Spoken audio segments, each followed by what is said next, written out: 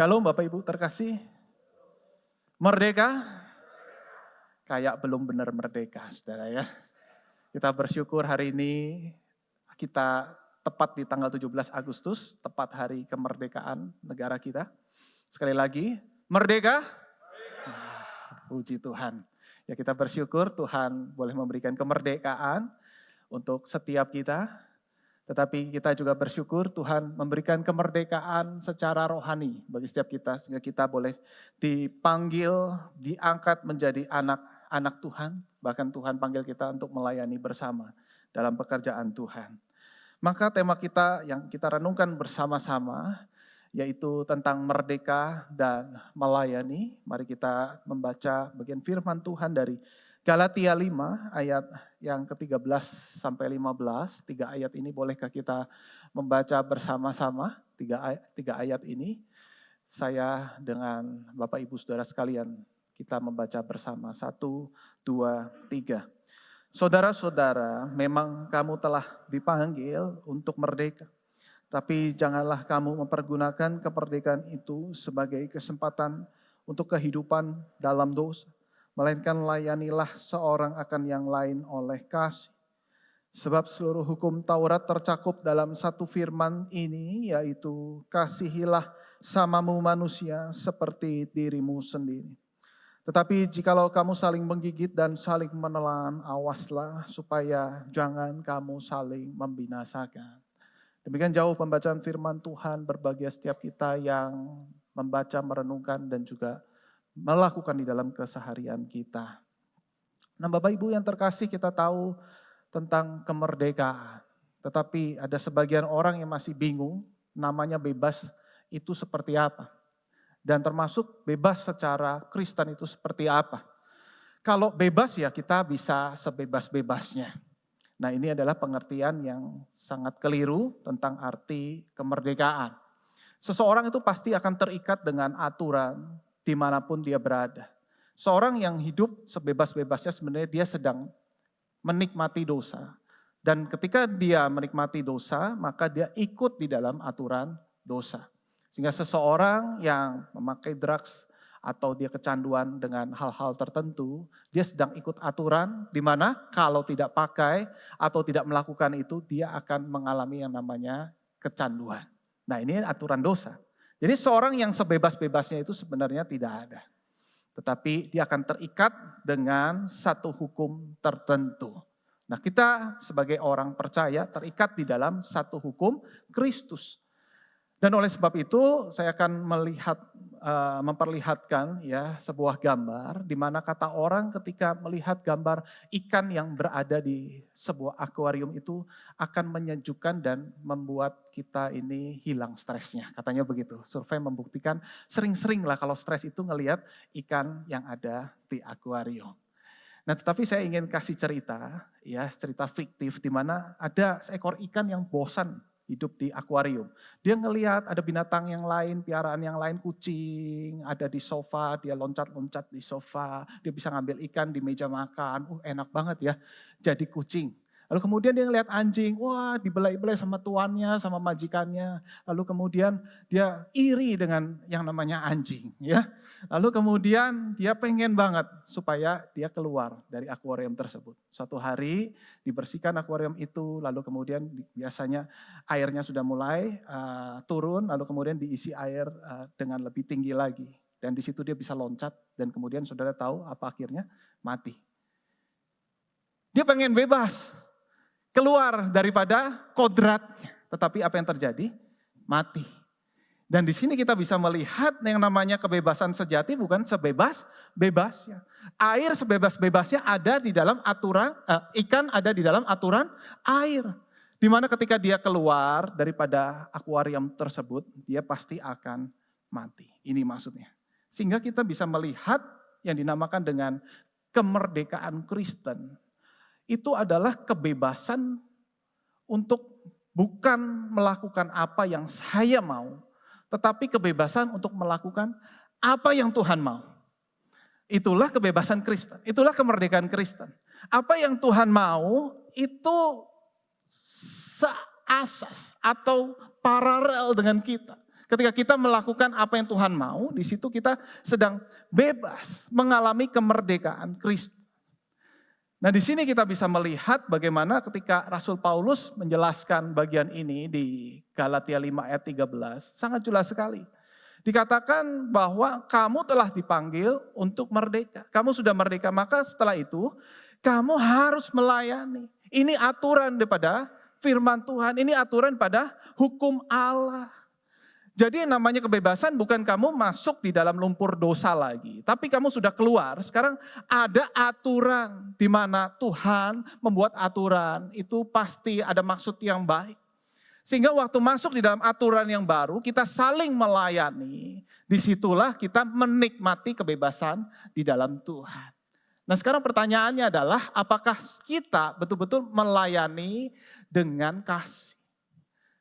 Sehingga kita bisa melihat ada 3 macam orang, Bapak Ibu.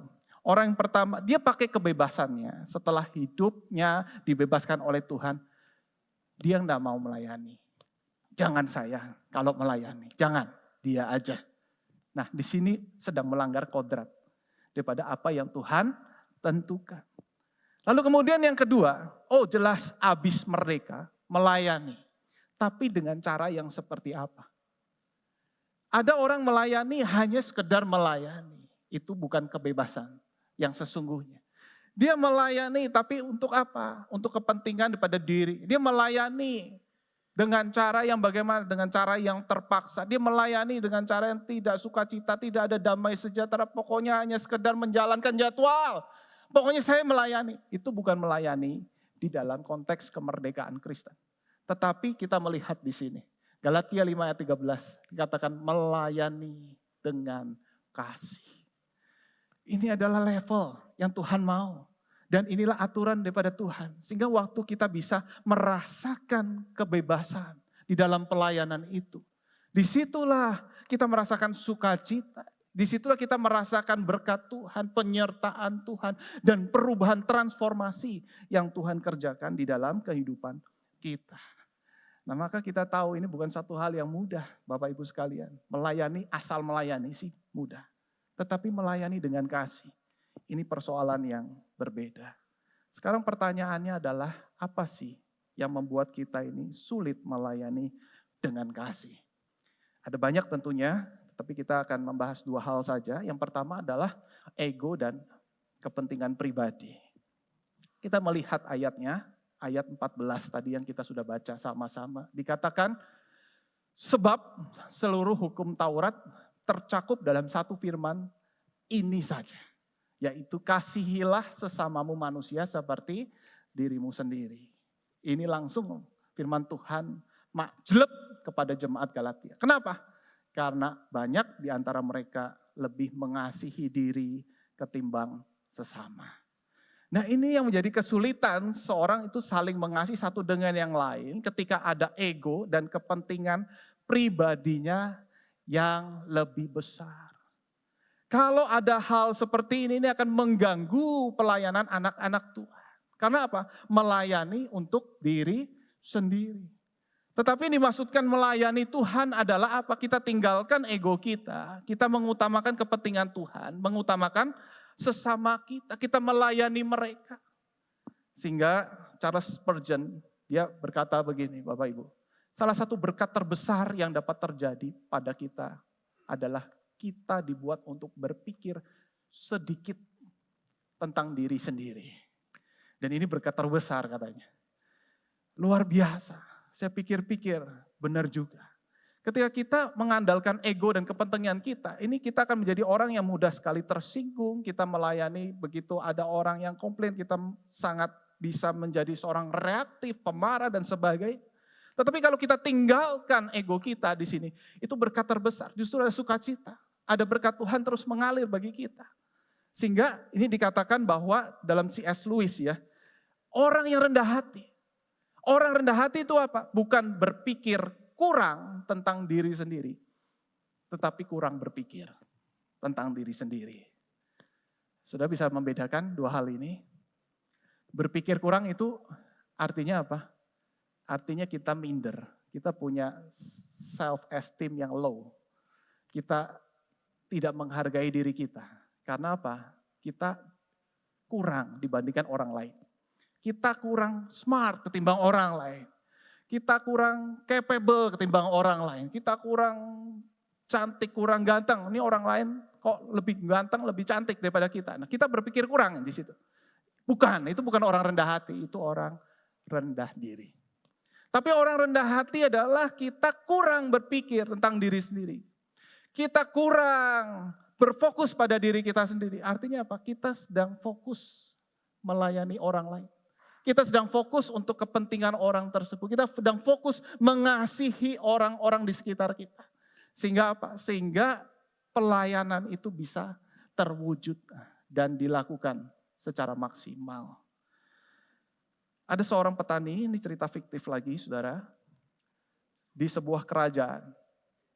Dia panen wortel, wortelnya banyak, tapi ada satu wortel yang mendapatkan mujizat. Ya, yang mendapat mujizat bukan hanya orang, tapi wortel bisa dapat mujizat saudara ya. Mujizatnya apa? Wortelnya itu besar sekali, wortel raksasa. Dia kaget sekali, kok ada wortel sebesar ini. Waduh, dia kepikir-pikir ini saya menyantap wortel ini juga gak mungkin, gak habis ini. Udah saya kepikir bawa wortel ini ke istana raja. Barangkali raja mau bagi-bagikan itu terserah. Pokoknya saya mau bawa kepada raja yang saya kasih, yang saya hormati. Kemudian petani ini datang ke istana raja, dia memberikan wortel ini dan dia berkata, Tuan Paduka, ini adalah hasil panen terbaik saya. Saya bersyukur sekali dapat wortel raksasa ini, tidak ditemukan di mana-mana. Saya berikan kepada raja sebagai tanda hormat, tanda kasih saya kepada raja dan keluarga. Raja tersebut kemudian terharu meneteskan air mata, petani yang sederhana. Begitu rela memberikan yang terbaik untuk aku. Raja kemudian setelah itu dia bilang terima kasih dan dia berkata, saya memberikan kepadamu hadiah juga. Saya berikan sebidang tanah yang luas supaya kamu bisa bercocok tanam lebih banyak lagi. Nanti panennya lebih banyak buat kamu, keluarga, dan orang-orang di sekitar ya. Wah, senang banget petani tersebut. Kemudian dia pulang, dapat sertifikat tanah, kedengeranlah berita itu menjadi viral. Dan ada seorang bangsawan yang dengar dan dia merasa tidak terima. Bisa begitu ya raja ya? Lalu kemudian bangsawan tersebut apa yang dilakukan saudara? Kalau petani bisa dapat hadiah besar, apalagi aku akan berikan sesuatu yang besar kepada raja. Nah keesokan harinya saudara, petani tersebut membawa kuda ras terbaik. Kuda yang paling mahal, dia beli dengan harga mahal. Dia sayang, dia rawat dengan baik, dan kemudian dia berikan kuda ras itu kepada raja. Dia menanti-nantikan apa respon raja. Lalu kemudian raja itu mengucapkan terima kasih. Dan kemudian selesai. Kaget sekali bangsawan tersebut. Loh sudah, cuma kasih salam doang terima kasih. Dia tanya sama raja. Raja, saya baru dengar petani waktu kasih wortel. Raja kasih sebidang tanah buat saya, buat dia. Tetapi saya ini kasih lebih daripada wortel. Saya kasih kuda yang terbaik, kuda ras yang terbaik. Tidak ditemukan dimanapun. Saya yang punya, hanya di dalam kerajaan. Raja tidak memberikan apa-apa. Lalu raja itu berkata begini. Begini ya, dengar penjelasan saya. Petani itu memberi wortel untuk saya. Tetapi Anda memberi dirimu sendiri kuda itu. Anda sedang memberi untuk diri Anda sendiri, bukan memberi kepadaku. Saudara bisa membedakan pemberian tersebut? Ada pemberian yang untuk raja dengan ketulusan, tetapi ada yang memberikan supaya raja itu memberikan lagi. Bahkan yang lebih besar nilainya. Bahkan yang berkali lipat ganda. Nah, di sini kita melihat kalau raja fiktif ini aja bisa tahu di dalam hatinya. Kita tahu raja segala raja, Allah kita. Waktu anak-anaknya melayani, dia juga tahu apa yang sedang kita katakan di dalam hati kita. Apakah kita sungguh-sungguh melayani di dalam ketulusan atau kita sedang memberi untuk diri kita sendiri. Kita melayani untuk apa? Supaya orang lain itu merasa terkesan, terkagum, sehingga memberikan sesuatu yang lebih daripada kita. Kita melayani untuk apa? Kita dalam hati kita bisa berkata supaya Tuhan memberkati kita di dalam pelayanan. Kita melayani untuk apa? Supaya orang melakukan sesuatu yang lebih besar daripada kita. Dan di sini kita melihat bagaimana inilah ego, inilah kepentingan diri. Dan kita sadar. Ketika itu tidak mendapatkannya di dalam hati kita, kita bisa menjadi orang yang marahnya luar biasa. Kita bisa betul-betul berteriak sama Tuhan dan kecewa di dalam pelayanan. Kenapa? Karena pemberian terhadap diri ini tidak mendapatkan secara maksimal. Kita bandingkan saudara, di dalam 1 Korintus 13 tentang makna kasih. Kalau kita melayani dengan kasih, ya kita perlu memahami kasih. Kasih itu apa? Kasih itu ia tidak melakukan yang tidak sopan, tidak mencari keuntungan diri sendiri. Lalu kemudian ia tidak pemarah, tidak menyimpan kesalahan orang lain. Lalu ia tidak bersuka cita karena ketidakadilan, tetapi karena kebenaran. Ia menutupi segala sesuatu, maksudnya adalah ketika ada orang lain punya kelemahan, bukan diumbar, tetapi kita tahu kita bisa melengkapi. Dengan keberadaan diri kita, kita melayani mereka. Bukan artinya menutupi kejahatan, menutupi dosa, tetapi kelemahan itu ditutupi dengan kekuatan daripada rekan yang lain. Di sini kita bersama-sama melayani, bahkan kita percaya bahwa segala sesuatu mendatangkan kebaikan. Kita melayani bukan dengan kehebatan kita, tetapi dengan kelemahan kita. Sama-sama kita orang yang lemah, kita sama-sama orang yang hancur di hadapan Tuhan. Tetapi di situ kita percaya ada kasih Tuhan. Kasih Tuhan yang menyertai dan mengikat setiap kita. Nah, di sini indah sekali saudara, ketika melayani dengan motivasi tidak mencari keuntungan diri sendiri. Kemudian yang kedua, apa sih masalahnya sehingga kita sulit melayani dengan kasih? Yang kedua adalah ada luka dan kepahitan batin. Setiap kita punya latar belakang berbeda-beda. Setiap kita punya pengalaman pahit. Ada yang di sini pengalamannya selalu manis. Indah sekali hidupnya saudara ya. Tapi seringkali Tuhan pakai duri pengalaman pahit itu untuk membentuk setiap kita. Tetapi pertanyaannya ketika kita tidak mengandalkan Tuhan dan membiarkan luka itu di dalam hati kita, maka itu yang menjadi problem ketika kita melayani, kita masih dengan akar pahit itu. Sehingga apa yang terjadi, kita lihat di dalam ayat 15, dikatakan tetapi kalau kamu saling menggigit, saling menelan, awas, jangan saling membinasakan. Ternyata terjadi bagi orang-orang jemaat Galatia.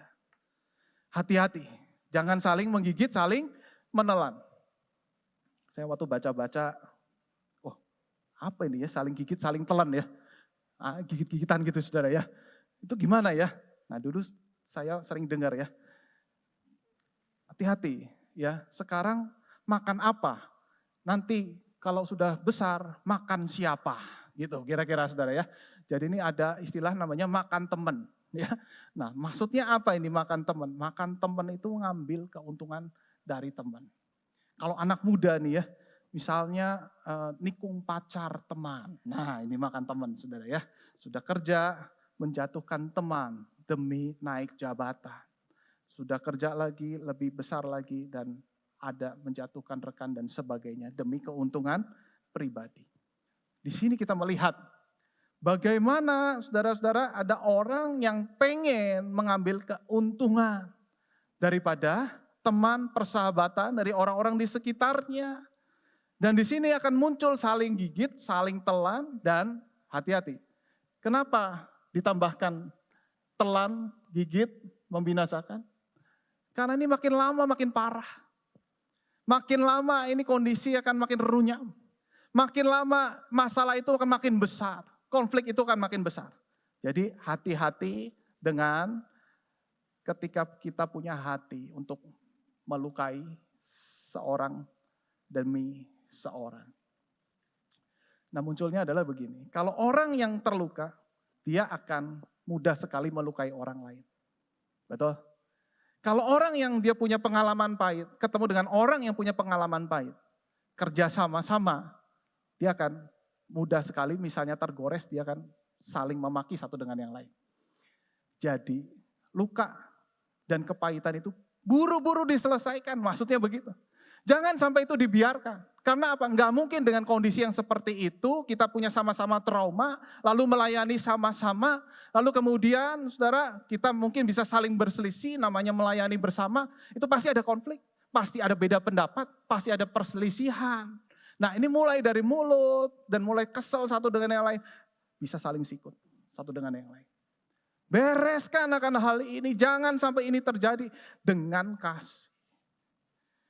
Nah kita melihat gimana solusinya. Rasul Paulus menekankan satu kalimat yang sangat penting sekali. Di ayat 13 dikatakan begini, saudara-saudara, kamu telah dipanggil untuk merdeka. Ini kalimat penting. Kenapa? Karena firman Tuhan mengingatkan kita, kamu tuh sudah dimerdekakan. Tapi kalau kita melayani dengan cara seperti itu, seperti kita melayani bukan dengan spirit kemerdekaan, bukan freedom itu namanya. Itu namanya saling berselisih satu dengan yang lain. Dan engkau harus ingat, kamu telah dipanggil untuk merdeka. Dan di sini pakai kata pasif. Pasif artinya ada pribadi yang lain yang membuat kamu merdeka. Bangsa kita merdeka, saudara-saudara, dengan penuh perjuangan daripada para pahlawan, pada rakyat Indonesia, pada tentara-tentara yang ada. Sampai mereka berguguran di medan peperangan. Tetapi kita melihat kemerdekaan Kristen, kemerdekaan rohani, mengandalkan satu pribadi, juru selamat, Tuhan kita, Yesus Kristus. Kamu dipanggil untuk mengalami kemerdekaan. Kamu yang tadinya dijajah oleh dosa, Yesus Kristus sudah membebaskan kamu. Yesus Kristus sudah melunasi hutang-hutangmu. Disitulah kita diingatkan kembali, ada kasih yang tulus, yang sempurna daripada Tuhan. Lalu kemudian kita melihat, Yohanes 8 ayat 36, Yesus sendiri berkata, jikalau anak itu memerdekakan kamu, kamu harusnya itu benar-benar merdeka. Maksudnya apa? Maksudnya Yesus tahu ada seorang yang sudah merdeka, dibebaskan daripada dosa, tapi masih bergantung pada kekhawatirannya, bergantung pada hatinya, kondisinya, belum benar-benar merdeka. Belum mengalami kehidupan yang berkelimpahan. Diselamatkan karena apa? Percaya Yesus kita menerima keselamatan. Tetapi selama hidup ini dia terus-menerus terganggu oleh suasana hatinya karena terikat oleh sesuatu yang mengunci sukacita dan damai sejahtera.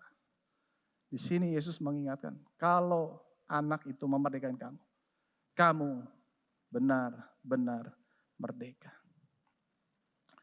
Pertanyaannya, apakah kita benar-benar merdeka waktu melayani Tuhan? Orang yang punya kepahitan, punya luka batin akan mudah sekali kecewa dengan orang lain. Karena dia punya ekspektasi yang mungkin sangat tinggi kepada orang tersebut. Ketika orang punya kekecewaan sama orang lain, lalu kemudian dia bisa melihat hatinya bahwa dirinya di situ penuh dengan luka. Dan dia juga punya pengalaman luka, pernah disakiti oleh orang lain. Sehingga hal tersebut tercermin waktu melayani Tuhan. Orang tersebut bisa mudah sekali menjudge orang. Orang tersebut bisa mudah sekali untuk menjaga jarak. Karena apa? Karena takut tersakiti. Dan di sini kita bisa melihat hal tersebut harus melihat kembali kasih dan karya Tuhan. Ada cara dari seorang yang bernama Bernard Clairvaux. Dia memberikan 4 tingkatan cinta kasih. Jadi silakan ukur-ukur sendiri kita ada di kategori mana. Yang pertama adalah seseorang tersebut mencintai diri demi dirinya sendiri. Maksudnya adalah ini tingkatan yang paling dasar, biasanya belum percaya. Karena apa? Dia mencintai dirinya, dia kejar kekayaan, kejar prestasi, kejar karir untuk diri. Memenuhi kebutuhan diri, dia kejar apapun itu untuk kepentingan diri. Tetapi ketika sudah percaya, dia mulai berubah. Dia mencintai Allah. Tetapi untuk diri. Karena apa? Karena baru percaya. Pusatnya masih diri. Nah, nomor 2 ini apa? Nomor 2 adalah orang mencintai Allah karena berkat-berkat Allah. Dia mengasihi Allah di doa sungguh-sungguh. Untuk apa? Supaya berkatnya nanti mengalir Tuhan. Supaya sehat Tuhan. Supaya sukses anak-anak saya. Supaya saya banyak sekali di sini. Jadi saudara, Allah itu dipakai sebagai sumber manfaat dan sumber penolong di dalam kesusahan. Ini rohaninya masih setengah. Ya. Jadi udah mulai rohani, tapi masih separuh. Nah, tetapi kita terus bertumbuh kata Bernard. Bertumbuhnya gimana? Memasuki fase yang ketiga. Fase yang ketiga adalah mencintai Allah demi Allah. Inilah cinta sejati kita kepada Tuhan. Allah dicintai bukan karena berkat manfaat tadi, tetapi karena diri Allah itu sendiri. Ada kebaikan Allah, kekudusan Allah, kemuliaan Allah, keindahan Allah. Jadi waktu kita mengasihi, melayani Allah, saudara-saudara, kita betul-betul karena Allah itu layak untuk dilayani. Kita melihat keindahan Allah, kita melihat kemuliaan Allah.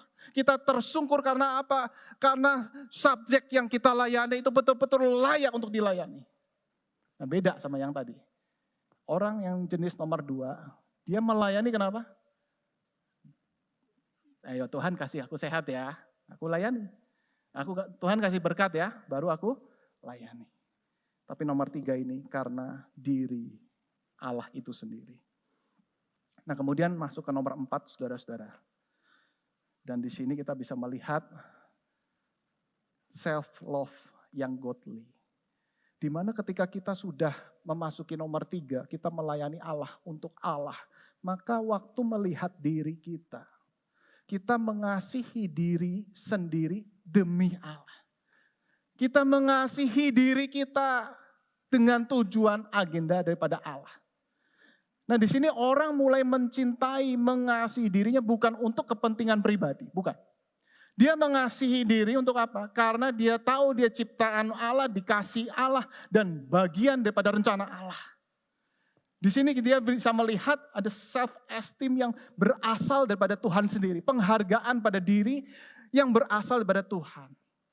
Ya, misalnya, saudara, kita self-love itu baik gak? Self-care kita baik gak? Boleh gak? Nah, benar atau tidak tergantung motivasi. Ada self-care yang untuk diri sendiri, ada self-care atau self-love yang betul-betul dipakai untuk tujuan Allah. Misal, kita berolahraga, kita rajin berolahraga, rajin latihan, lalu kemudian jaga makan, rajin check up. Misalnya, ini bentuk daripada self-care, kita mengasihi tubuh kita. Apakah itu baik? Tergantung daripada motivasi. Kalau hanya untuk diri saya dan kepentingan saya, berarti itu tadi nomor 1. Tetapi kalau kita bisa melihatnya, saya adalah ciptaan Allah. Tubuh berasal daripada Tuhan. Dan kita masuk di dalam rencana kasih Tuhan. Saya rindu dengan saya berolahraga, saya dipakai Tuhan dengan lebih efektif. Saya rindu waktu saya itu jaga makan, benar-benar saya panjang usia saya dipakai untuk melayani Tuhan. Begitu besar ladang Tuhan. Ada begitu banyak orang-orang yang butuh untuk kita layani sama-sama. Maka saya self-care, saya self-love di sini untuk pekerjaan Tuhan. Saya self-love di sini untuk melayani Tuhan, saudara. Jadi artinya apa? Artinya kita bisa melihat gambar diri kita seutuhnya daripada Tuhan. Nah, orang yang sudah sampai ke level 4 ini, saudara, ini orang yang sudah merdeka di dalam melayani Tuhan. Dia tidak mudah tersinggung ketika diperlakukan buruk oleh orang lain. Karena dia hanya melihat apa yang menjadi rencana Tuhan dalam hidupnya. Dia akan melihat apa yang Tuhan suka. Dia akan melihat bagaimana cara menyenangkan Tuhan, membuat Tuhan tersenyum. Dan Tuhan tersenyum kepada dirinya. Dan di sisi lain dia juga bisa memberikan batasan kepada orang-orang yang memperlakukan buruk kepadanya. Kadang-kadang kita ini dipanggil anak oleh Tuhan untuk melayani, saking baiknya kita juga tidak bisa memberikan batasan ketika orang lain itu memperlakukan buruk. Kenapa ini bisa terjadi? Karena kita itu sebenarnya di dalam hati kita juga pengen punya penerimaan dari orang lain. Orang yang akhirnya memperlakukan kita dengan buruk itu sebenarnya kita sedang bergantung, sehingga waktu kita tidak bisa memberikan batasan, waduh, orang tersebut layak untuk kita berikan kebergantungan, dan dia memberikan juga penerimaan bagi kita. Makanya saya pernah ngomongnya sama anak saya, kamu dibully, kamu harus menjauh daripada orang yang toksik. Tapi nanti aku temennya sama siapa? Kira-kira begitu, saudara. Nanti Tuhan cari dan kasih kamu lagi pertemanan yang sehat. Nah, rupanya anak saya ini senang sekali dengan punya teman yang banyak, dan kemudian dia sulit kontrol, dia sulit memilah mana teman yang mendukung, mana yang justru menjatuhkan. Semua dianggap sebagai teman dan sahabat. Dan akhirnya dia diperlakukan hal-hal yang kurang baik oleh teman-temannya. Nah, di situ kita bisa melihat bagaimana kita waktu melayani Tuhan, kita melihat penerimaan Allah. Kita ini siapa? Kita ini orang-orang yang terbatas. Kita ini orang-orang yang berdosa di hadapan Tuhan. Sehingga diri itu jangan menjadi hal yang menjadi nomor satu. Kita lihat di sini, saudara ya. Saya dapat gambar ini di mana ada seseorang yang posting. Lalu saya pikir-pikir, wah, waktu saya melihat gambar ini ada matahari, lalu kemudian ada planet-planet, dikatakan you live here. Buminya di mana? Berarti kita ada di mana itu? Kecil banget. Dan kemudian saya tulis self reminder. Ini juga untuk berlaku bagi orang, nggak tahu gua siapa. You live here. Ya, saudara ya. Ketutupan piano nggak ya? Udah kecil, ketutupan lagi ya. Kecil sekali. Jadi kita ini kecil. Kita ini terbatas. Kita ini bukan siapa-siapa. Ada di dalam jagat raya, alam semesta yang besar sekali. Yang Tuhan ciptakan. Dan kalau jagat raya begitu besar, Tuhan sebesar apa? Dan mari kita tinggalkan ego kita. Singkirkan itu untuk dipakai melayani Tuhan. Dan puji Tuhannya ketika kita tinggal di planet bumi yang kecil, Kristus sudah dari jauh sebelum dia datang ke dunia. Dia sudah pilih kita, mengasihi kita. Sudah tatapan matanya, sudah memandang kita dengan kelembutan dan kasih. Aku mau selamatkan orang-orang, termasuk saudara dan saya. Saya betul-betul terharu melihat cara kerja Tuhan. Di dalam kebebasannya di surga, dia rela untuk menjadi terikat dengan aturan manusia. Dia rela turun ke dalam dunia. mengajar, menasehati, melayani orang-orang berdosa. Dan bahkan dia mencuci kaki murid-muridnya. Dia melayani dengan kerendahan hati. Melayani saudara-saudara dengan kerendahan hati dia Tuhan. Dia raja atas segala raja, tapi dia rela jadi hamba.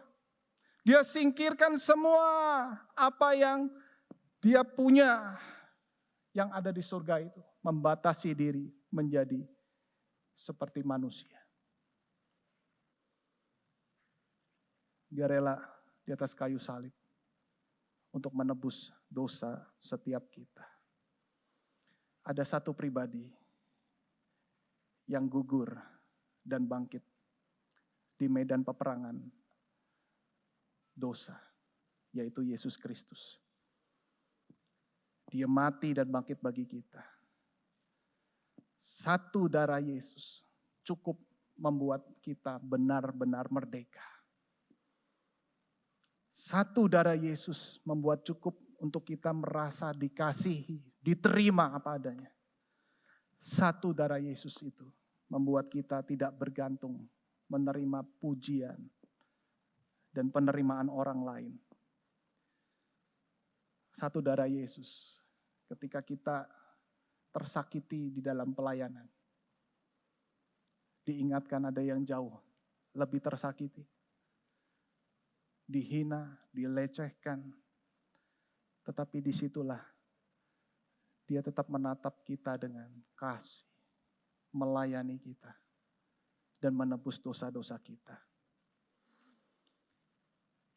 Dan saudara terkasih, ketika kita punya pengalaman yang sakit di dalam melayani Tuhan, jangan jadikan itu luka. Saya ingatkan, ketika saudara dan saya pernah punya pengalaman pahit dan sakit di dalam pelayanan, jangan jadikan itu luka dan trauma. Tetapi jadikan itu sebuah kebahagiaan. Karena engkau dan saya sedang menderita bersama Kristus. Itulah rahasia pelayanan, sukacita. Banyak anak Tuhan, jadikan itu menjadi trauma, sakit, dan mundur di dalam pelayanan. Tapi justru firman Tuhan berkata, bersukacitalah. Sesuai dengan bagian yang kamu dapat dalam penderitaan Kristus. Kita sedang menderita bersama dengan Kristus. Sama-sama kita merasakan penderitaan Kristus. Itu bahagia, itu sukacita. Dikatakan supaya kamu bergembira dan bersukacita waktu ia menyatakan kemuliaannya.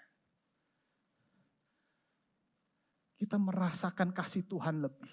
Kita betul-betul merasakan bahwa Kristus itu punya perasaan yang tersakiti tapi dia rela mengasihi kita. Kristus punya kasih yang sungguh amat panjang, dalam, lebar, dan luas. Ketika kita mengalami penderitaan bersama Kristus. Tidak ada dengan kata lain. Kalau enggak semua jadi teori. Kita enggak pernah ikut menderita. Dari mana kita tahunya sakit? Tetapi karena kita dipanggil melayani, ada kemungkinan kita bisa tersakiti di dalam pelayanan. Dan inilah kasih. Kasih adalah memberi sampai sakit. Kasih adalah melayani sampai sakit. Bukan melayani untuk kenyamanan kita. Dalam terjemahan lain, di sini hati-hati. Ini supaya ini bukan berarti karena kita menderita baru masuk surga, bukan. Hati-hati. Tetapi kata supaya ini dengan begitu. Ini tandanya. Jadi orang yang mencicipi penderitaan Kristus, dialah yang akan juga mengalami kemuliaan bersama Kristus. Jangan kapok pelayanan. Yang belum pelayanan juga jangan mundur sebelum maju berperang. Yang melayani terus melayani dia dengan setia. Yang sudah melayani, ayo melayani dengan hati yang penuh sukacita. Bukan sekedar jadwal dan formalitas. Amin.